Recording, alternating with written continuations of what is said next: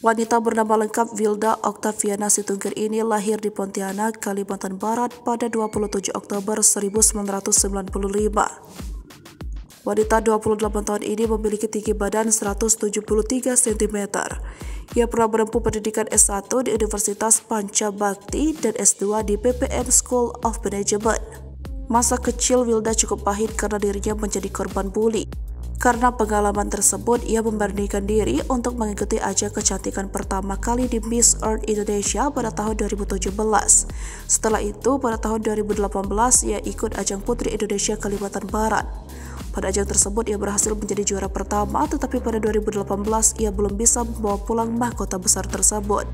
Wilda tetap berhasil menoreh prestasi sebagai runner-up kategori pariwisata dan makan.